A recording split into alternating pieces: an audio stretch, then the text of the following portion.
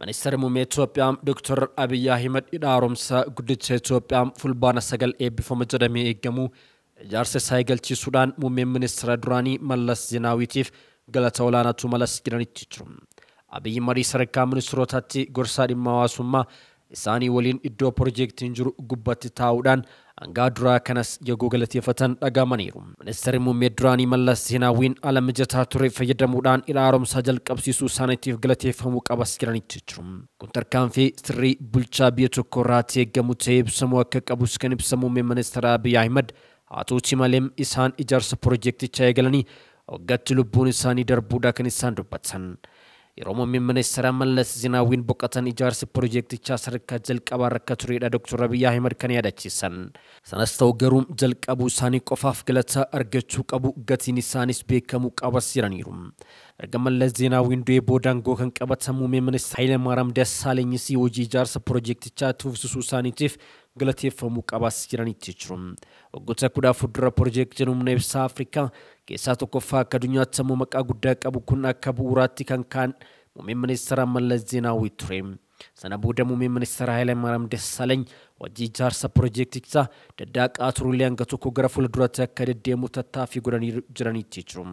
Yeroo sanatti bulchiinsi piroojeektichaa hanqina akka qabu kaasuudhaan muummeen ministeera Abiy Ahmed kunis haala siyaasaa waliigalaa biyyattii keessa turerraa akka ta'es ibsaniitti jiru.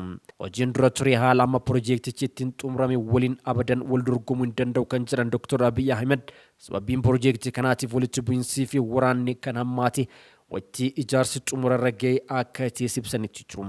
Yeroo sana bishaan ittisuun waan hin turreef dhimmi falmii ijoo akkaataa ittiin bishaan guutu ture. Falmiin guddaan kan ture piroojeektichi xumursiisuu irratti maddi maallaqaa barbaadu maashinoota galchuun walitti bu'iinsaa fi waraanni heddummaatu sana booddeedha sirnitti jiru.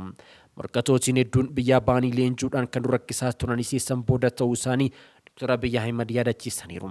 Gama qormaata mudateetiin wal dorgomsiisuu danda'ama jechuu osoo hin taane galata maluuf garuu qixa sirriiteen qaama gumaacha hundaaf galchuu akka barbaachisu ibsanitti jiru. Erga ijaarsi eegalamee booda muddamni cimaan Masrii fi Suudaan waliin seente kan turte Itoophiyaan baasii hidha kanaa guutumaan guutuutti kan haguugdee maallaqa uummata irraatti walitti qabameen ta'uu isaanis ibsanitti jiru. Ministeerri muummee Abiy Ahmed tibba marii isaaniitti ga'een uummata Itoophiyaa bara keenyaaf kanaan duraa ture bakka hin bu'u abbaan qabeenyaa ijoon uummata Itoophiyaatis jedhanitti jiru.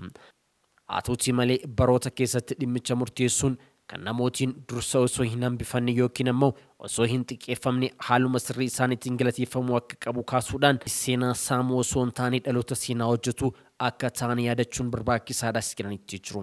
Ministeerri muummee Abiy Ahmed harri namtolchee hidha Abbaayyaa irratti uumameen ni gaati jechuun moggaasuu isaanis ibsanitti jiru.